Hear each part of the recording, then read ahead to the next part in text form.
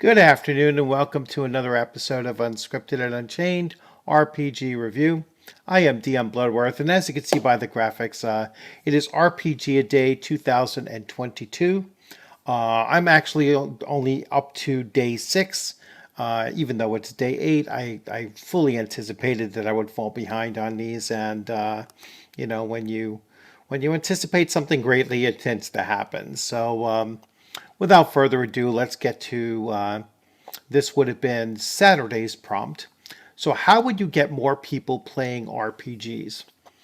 I don't mean to come off as cynical here or negative, but bottom line is that I don't see this from a player's perspective or a game master's perspective or a dungeon master's perspective, whatever you want to call the master at the table title.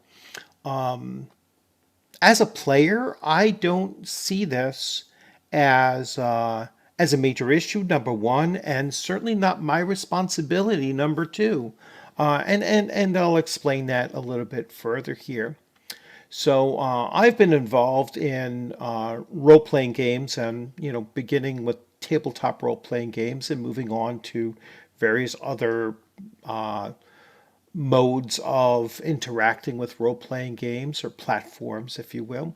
And I've been doing that since roughly 1977.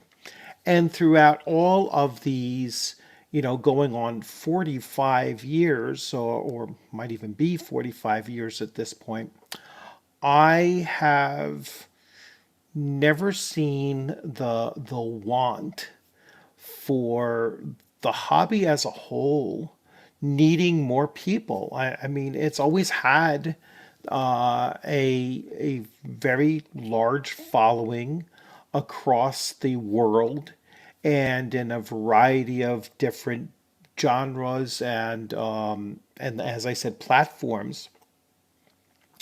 RPGs have been around for a long, long time, and there's always been a large population of players and game masters and a large population of publishers or developers for computer RPGs or console RPGs.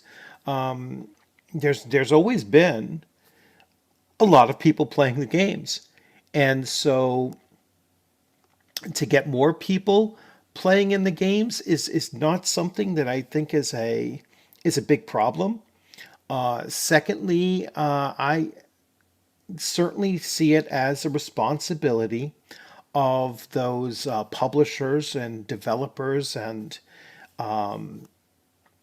creative types that are making the games themselves in order to maintain that responsibility, in order to maintain the draw it is to role playing games. I see it very much in the way it's like you don't see people advertising or worrying about, oh, how are we going to get more people to play board games? I really think that the tabletop RPGs and RPGs in general, computer RPGs, are in the same situation basically. There's no need to advertise for it anymore. It's going to be a stable a pastime, a global pastime, without any real threat of it disappearing. So, so how would I get more people to play RPGs? It's not my concern. My concern is, can I get enough players at my table to participate in the games that I'm running? And to be honest with you, I haven't had a problem doing that either. So, as a matter of fact, I've often found myself with a waiting list to get into my games. So, I think that as far as this question is concerned, I don't know the where this question became something that really needs to be focused on.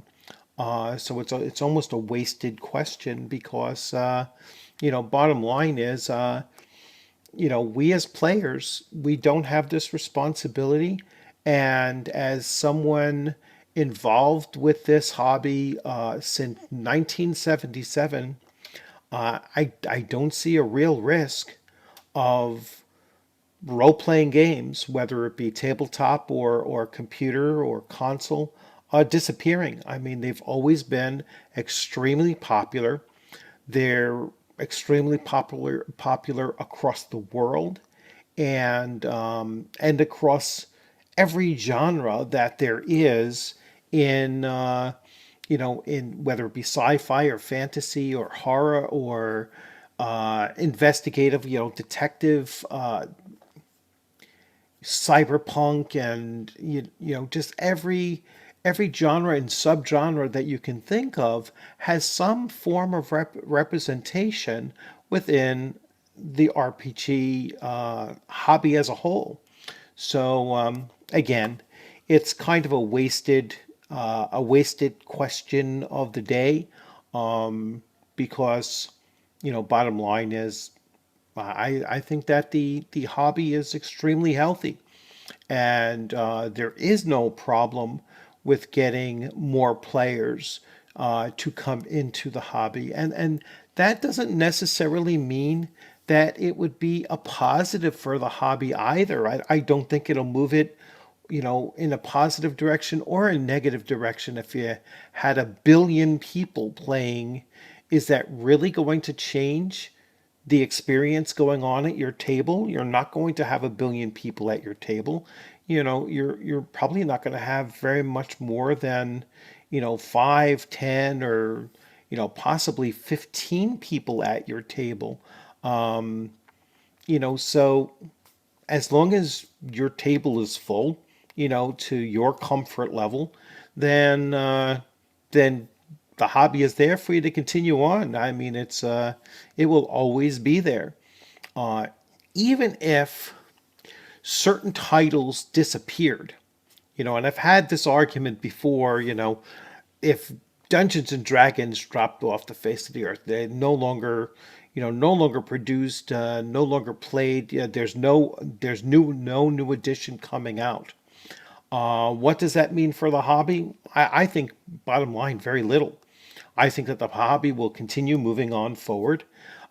People will still play their older editions of whatever game is their favorite game, and there are people that are still playing OD&D from their original books that they had back in 1974. So there's no real risk to the hobby as a whole, and the hobby as a whole does not really need to bring in more people. I think it's doing just fine. So thanks for popping in and listening to me kind of rant a little bit here, but for the most part, I'm sure that if you're following this channel, you are engaged in this hobby.